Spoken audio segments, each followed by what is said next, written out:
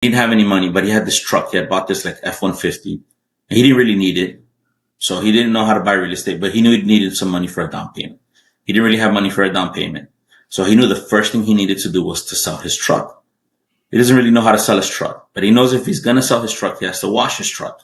Clint and Melvin Landry, and we welcome you to our podcast, Get Diversified. Throughout these series, we'll cover all the topics and questions you have about investing in apartment buildings, storage facilities, and mobile home parks. Being knowledgeable in these areas will help you feel more comfortable about investing. Apartment investing equals building wealth. Building wealth equals financial freedom. Achieving financial freedom allows you to spend your time with building memories with your loved ones. Let's face it, time is the one element in life that is limited. Hello, everyone, and welcome to Get Diversified. My name is Melvin Landry. We are here for another episode. Welcome to the show. Today, we have a guest here who resides in Florida and is an avid real estate investor and has a pretty cool, unique story to share here with us as listeners. So, Mr. Bryan Escudero, I want to welcome you to the show, sir. How you doing, man? Thank you very much, Melvin. Not doing well. It's busy. But busy's good,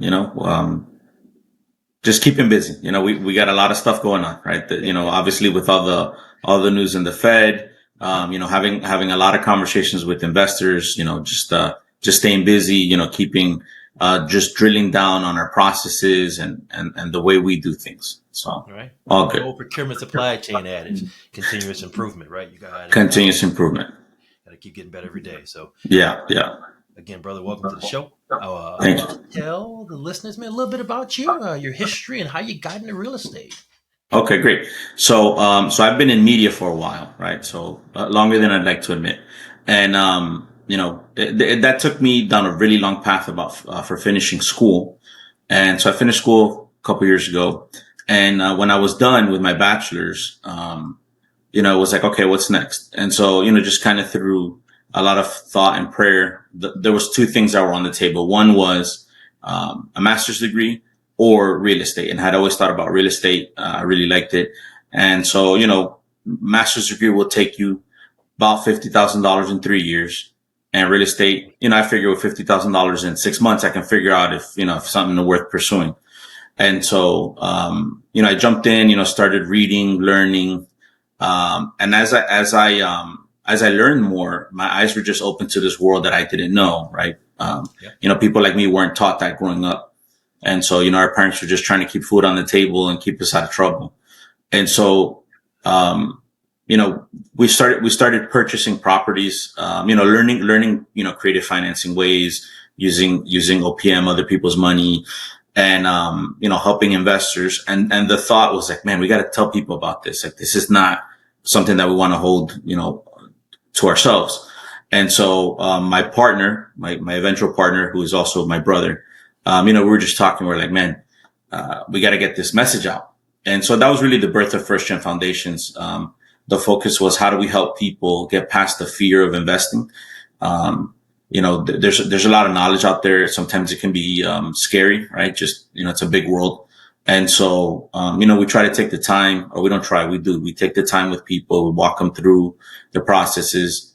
We help them understand, what they can do to get their first gen foundations being built, right? So the thought is, real estate is a get rich slow process.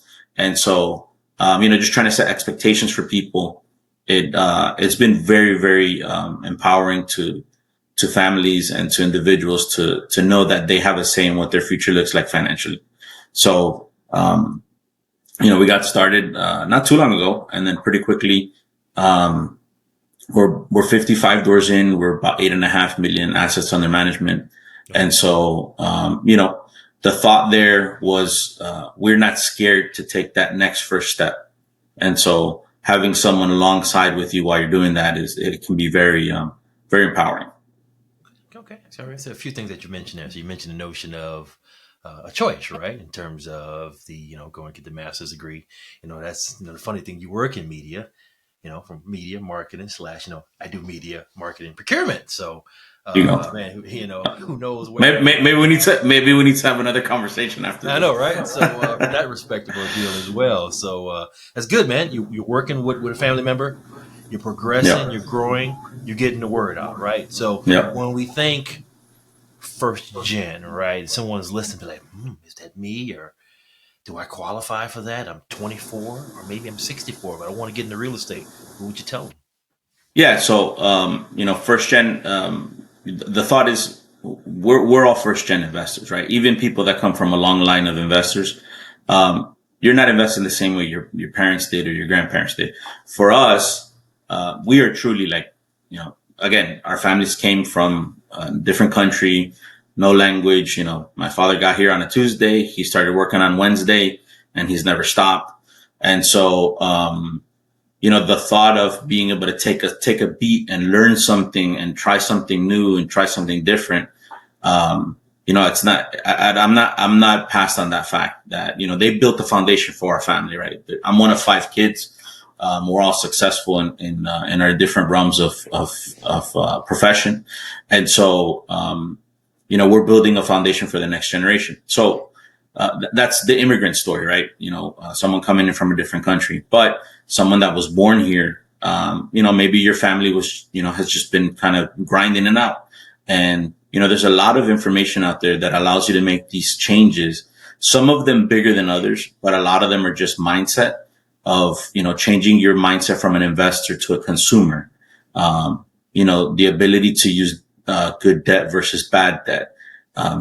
Really understanding the difference between assets and liabilities. And those concepts are not overly complex, but they are deep. And so when you come from a background where that's not what you were taught, it takes time. It takes a little bit of effort, some trust. And, we believe having someone around you that can help you, just push through the fear, right? We don't talk about going above it or under or around it. You got to walk in the fear, cause it's still scary. I mean, you've been doing this a little while, Melvin, and, you're writing some big checks and it's still scary, it's still scary. And, so we don't shy away from that fact. It's not easy. It's simple, but it's not easy. And so, that's really the thought process. And again, we've gotten some good feedback from the investors. And, as we continue to help people, whether they invest with us or not, right? That's not the goal. We have our slogan is educate, grow, give. And the thought is we help educate the first gen investor so they can grow their capital to give to causes and people that they care about. And so, that the first part is educate, and it's always been educate. So I don't know if that answers your question. It did. Appreciate that fully. So, so thinking about, right. So your growth trajectory, right. You guys are moving fast. You guys have made a lot of momentum, right? See you out on social media, right? You're kind of promoting your story. You're promoting different type of insights that's market driven, right? We're following the numbers, looking at the figures, analyzing the trends, right? And that kind of helps shapes our overall decision making. Yeah. Your decision to get into real estate. When did that light bulb go off for you? Like, man, I got to do this. I got to do this now. And hey, I got to bring my brother in with me. So, it's funny. I was riding bike. I was about to ride bike, right? And I was like, let me give a podcast a listen. And I have to go back and try to remember the guy's name. But they were doing an interview with one of the bigger podcasts. Okay. And they interviewed a guy and they said, what was your first move in real estate? And he said, I washed my truck. And like, wash your truck. So he talks about how, he was a teacher. He was broke. And he didn't have any money, but he had this truck. He had bought this like F-150. He didn't really need it. So he didn't know how to buy real estate, but he knew he needed some money for a down payment. He didn't really have money for a down payment. So he knew the first thing he needed to do was to sell his truck. He doesn't really know how to sell his truck, but he knows if he's going to sell his truck, he has to wash his truck. So he goes and he washes the truck. Mm-hmm. And so that's what he considers his first move in real estate. For me, it was reading a book. I knew that, I live in South Florida and the prices here, they're pretty out of bounds. Yeah. And it's not something that I couldn't do, but I was like, you know what? I don't want to take this huge swing and fail, right? So I'd rather get something smaller, something, along my speed. And so, I read this book. It's by David Green called The Book on Long Distance Real Estate Investing. And, I took a trip to Middle Tennessee. I knew some people out there, real estate agent, some real estate investors. And this was through a family member. And so I took the trip and I spent a little bit of money, right? I bought a book. It was, I don't know, $16, $20. And, I took a trip, spent a few $100. And that really opened the doors, right? It opened my eyes to say, I'm kind of scared here, but I can walk in this, right?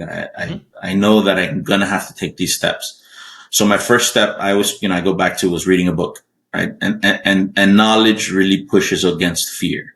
We're scared of a lot of things we don't understand. And so getting an understanding of it, really just helped me. It helped me open up my eyes to things that I was afraid of.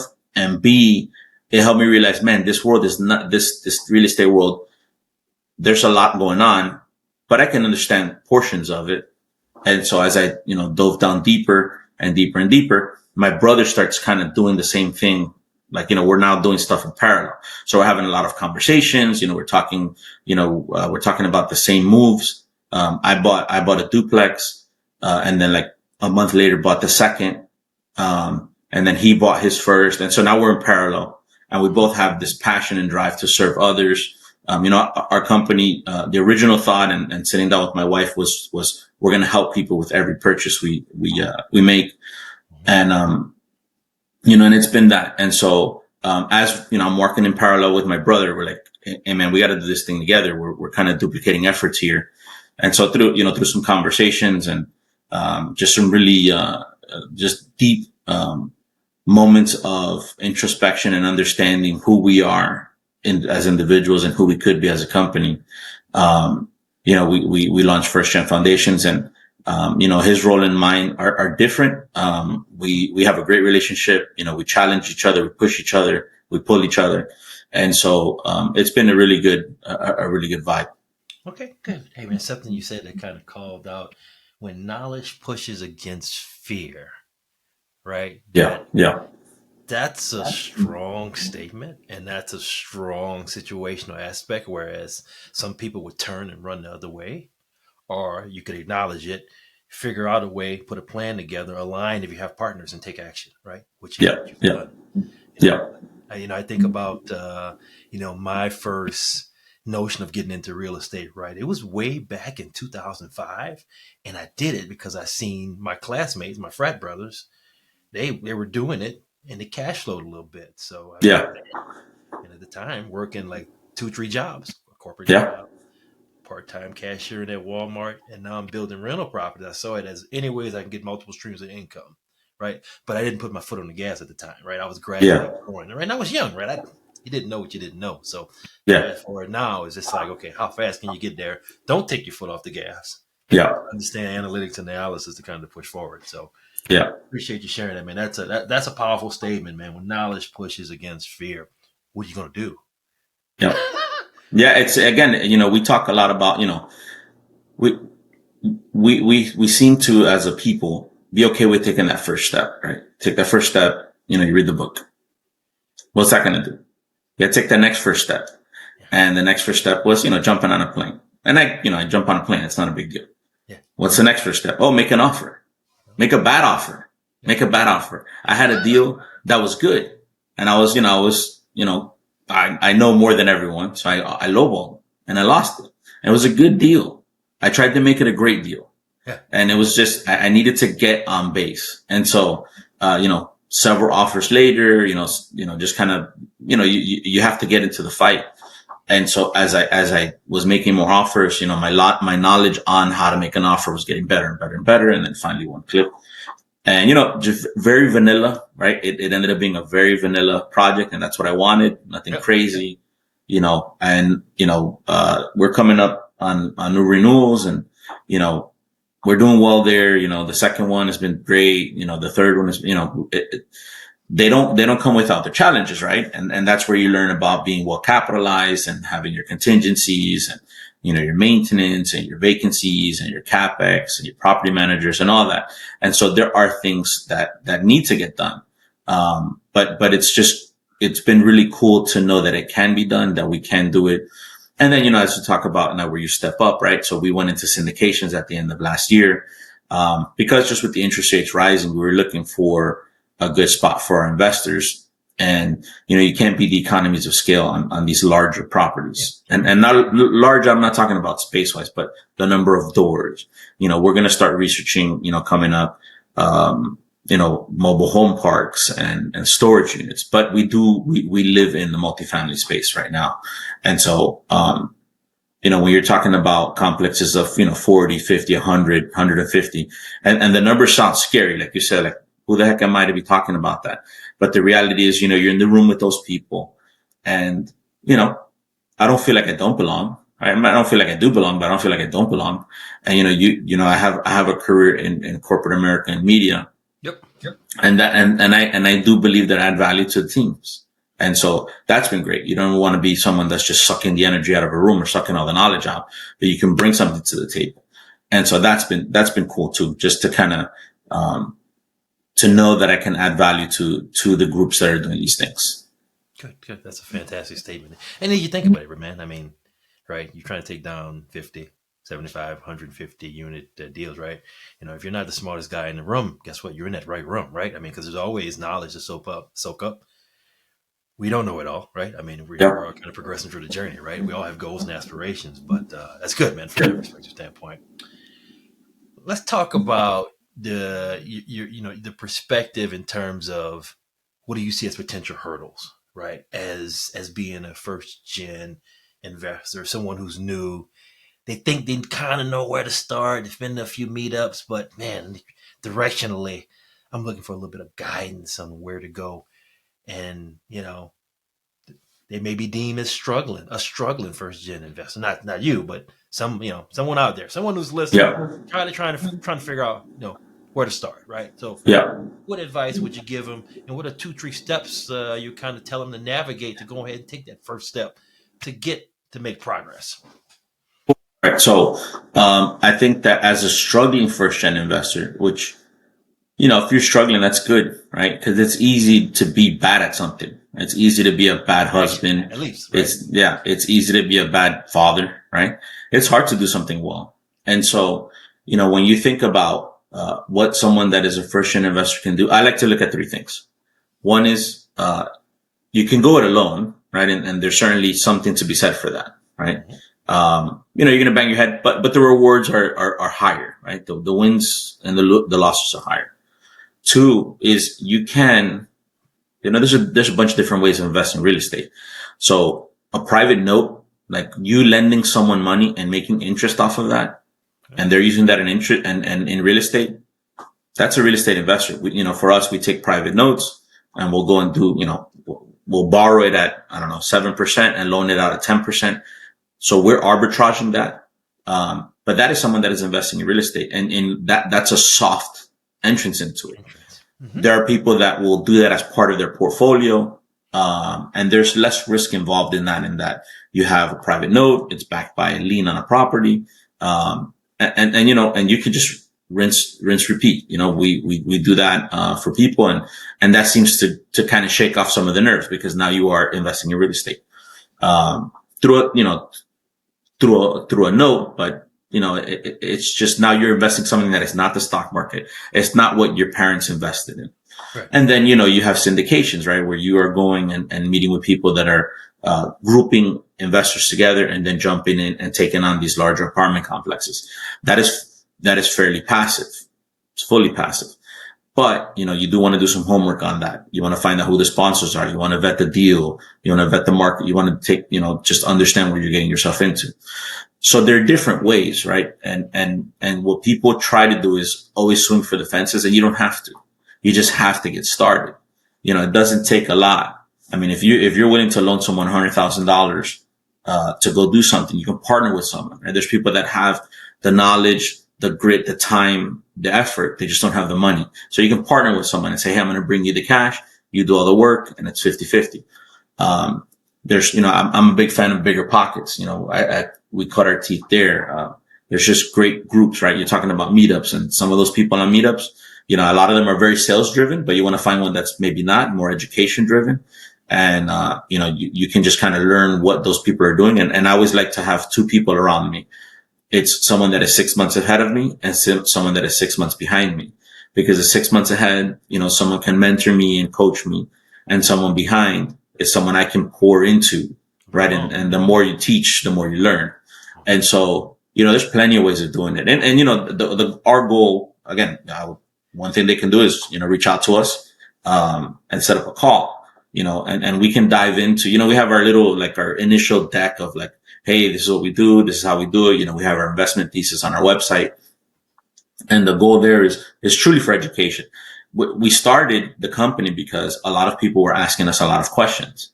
And we're like, man, there's an audience for this, that seems to want more information. And so, we write articles, we're active on Instagram, on LinkedIn.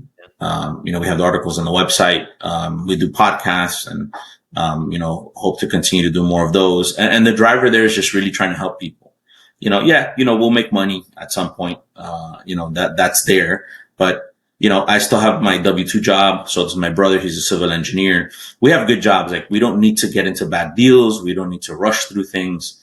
We're in a position that really allows us to help people, understand and then execute. We don't want people getting into things that they don't understand.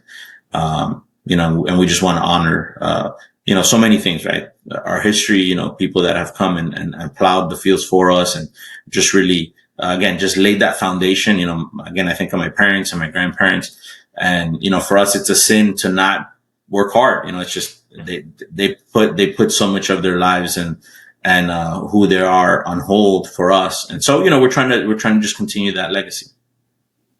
So, Bryan, to make sure I heard you here correctly. So, you love what you do in your job. Obviously, I think you and your brother does, right? Yep. And I don't think you have any intuition of leaving your career. You like what you do, and you're going to keep doing what you want.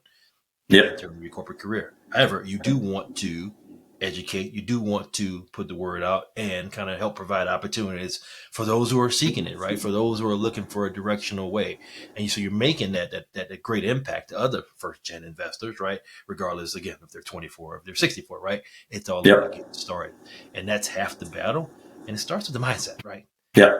Putting yourself in a position and even putting yourself in situations and rooms to be able to capitalize off of that, to be able to take start and shoot off and help grow your trajectory with real estate from that standpoint. So appreciate you sharing that.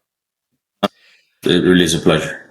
Yeah. So as we think about next 18 months, what's your trajectory in terms of what good looks like for first gen foundations, right? For members of your team, right? What are you primarily focusing on, and particularly real estate and other alternative assets as well? Yeah. So, our goal is to get into, to be in 300 doors by the end of 2023. Mm-hmm. So that probably takes another couple of deals, before we get there. That's just that's on the business side, but, I have a goal, as I meet with people, is to help 100 people. And, that's a lot of conversations. Or, one thing we're doing is we're going to start doing some webinars. We've actually, made some inroads with the Spanish speaking only community. And so we're going to be doing some courses for them. And, what we saw in some of the conversations we've had is, I would say in this country, there's a lot of information for those that speak English, not a whole lot for people that don't speak English.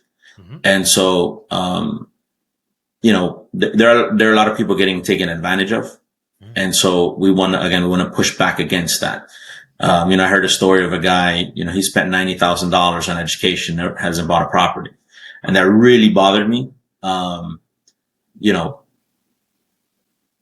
That's not okay. And so, I was talking to the group. They're like, hey, we can get, 50 people on a call. I'm like, okay, great. We'll do a webinar and, we'll explain, how to get your first property. And then we're going to end the call. And they're like, what do you mean? I'm like, we're not selling anything. And so that's new to them, right? Because again, some people can be very sales driven, and we can do that a few times a year, and so, just trying to helping people say these are hard workers. Again, people have money, right? They're coming in, some of the countries that they're coming from have they have different authoritative governments, and they're just trying to flee that. And they're coming here. Some of them are just putting money in the mattresses, literally. hiding it in a room somewhere. They're scared of banks. Yep. And so, we just want to let them know, hey, there's ways that you can do this. Here's some steps. Happy to discuss it more, and we can do it in their language.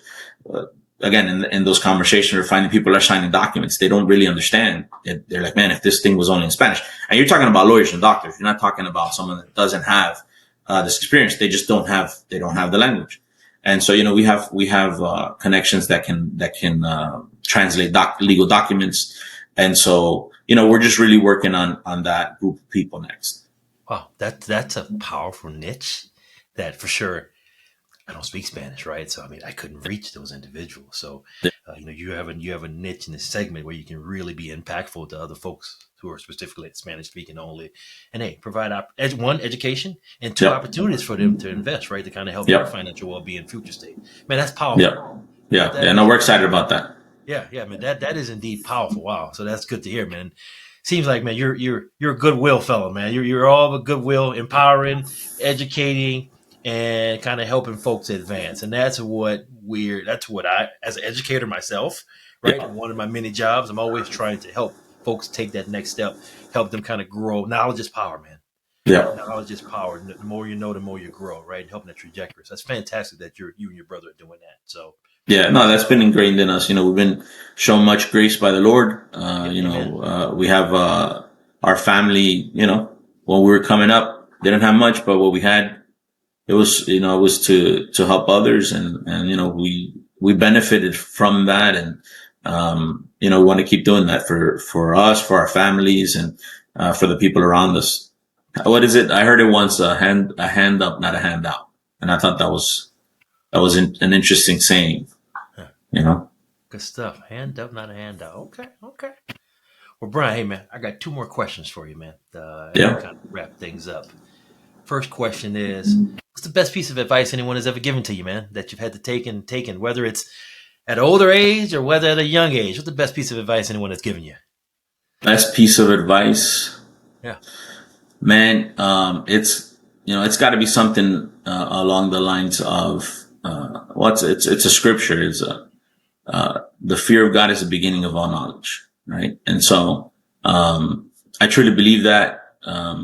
You're serving, again, in my case, it's the God of the Bible, but, people subscribe to different things. Mm-hmm. And so, do something that's bigger than you, you will gain more out of serving others than you could ever imagine. And I've seen that in my life. And just being a conduit for service is really rewarding. And so whatever I'm doing, I truly try to do that. So that's got to be up there. If that's not the best piece, I don't know what is. Hey, man, you have spoken. So I appreciate you sharing that. Hey, last question, man. The title of our podcast is Get Diversified. Okay. Get diversified. What's your best advice to tell someone to get diversified? What would you tell them in terms of some things they should be doing, some things they should be considering? Go ahead, take a stab at it. Well, I mean, yeah. So, the old adage, don't put all your eggs in one basket, right? We've all heard that. Real estate has been around forever, right? I think it's something like 90% of millionaires in the United States did it through real estate. Yep. And again, forever, I was just, 401k company match, just putting it there, but you don't really have a say in that, right? No. If, as I opened up an IRA, I invested in Costco, but I can't call the CEO and say, hey, let's charge 10 cents more, 10 cents less for those hot dogs that I like so much. And so I don't really have a say. So, real estate really allows me to manage my business. I can be as involved or not involved as I want, right? I can join a syndication and be a limited partner, pick a good sponsor, and I don't really have to do much, right? It's just collecting checks. And so getting diversified is really important. And not just in investments. I mean, just in life, right? You want to, be diversified in the kinds of music you listen to, the books you're reading, movies you watch. There's a lot of things out there to enjoy. And, right now, the focus of us being a large multifamily has been very fruitful. Spending time with people has been fruitful. And the thought is we could have each stayed, my brother and myself, my partner and myself, in our lanes, right? And we're just going to stay. I'm going to stay in media. I do well, have a great job, you know, solid company. And then he's, doing well, solid company, great job. And we could have stayed there. But, why not step out and again, just help people out more. So, it's been a challenge. It's not easy, but it's been fun. It's been fun. Good. Hey, I appreciate you providing the diversification of the response, right? It's pretty apparent to me, man, that you will help transpire folks' lives. You have a niche that you're tapping into, and hey, you're putting the word out, man. I mean, diversification is key. I kind of think about my journey in real estate, how I started. I ramped up. All I knew was single family, so I and I was kind of passive because let's just bring the cash flow, just keep money coming in from all different ways, right? So I could live the lifestyle that I want to live. It comes back full circle when I was doing that when I was single. Now I'm married with a son, right? And it's coming back full circle again in terms of the trajectory of multifamily and self-storage diversification. My spouse is bought in. I'm getting my 8-year-old involved in terms of getting that's awesome concepts and just trying to keep it going, man. And hopefully he picks up and kids after once we're gone, right? Keep legacy well building. So and what that does is, it gives options, right? Like, when I see, my nieces and nephews, like there's a lot of pressure on them to do things that, that they feel like they need to do. And, it's good and bad. It's because they have options. We didn't have options, right? I had no less than 3 jobs in my 20s. Like there was just no option, right? Bro, same here. Same here. A corporate, I had a corporate job and I was still cashiering at Walmart because you know what? The money's good, right? I mean, $10, $12 an hour back then, but guess what? I was buying stocks. Yep. I was buying stocks when it was $35 an hour, $35 a share at Walmart. So wow. Yeah, you're doing all right, and so, these things, they give you options and that's, that's where you get to enjoy, life a little bit better. So, it's good. Yeah. And so when one thing, man, I'm not a big fan of the stock market. I'd still invest in only for the fact of teaching my 8-year-old, hey man, you love airplanes, right? He wants to be a pilot. We're going to get some shares in Boeing and Airbus, right? So we have a stock account he's investing. He loves Costco. He loves McDonald's. Well, guess what? You're going to get some shares of McDonald's, man. Well, you could tell him that McDonald's is truly a real estate company. It's not about hamburgers. Yeah. It's a real estate company. For him, it's in hamburgers now. Hopefully, as he grows, he'll realize, right? Franchisees, right? I've been there, done that, owned real estate with regards to that regards as well. So, just trying to teach him slowly. That's awesome. Invest in what you're using, man. And I wish I would have had those nuggets when I was 8, but never too old. So never too old. Well, Bryan, hey man, it has indeed been a pleasure. It was good to interview you, talking about first gen investor, your experience, your growth, your trajectory, working with your siblings and making an impact for your communities and others out there. So on behalf of myself, my wife Jacqueline, and the team at Moore Land Equity, we appreciate you, brother. So thank you. I appreciate it. Thank you very much. You got it.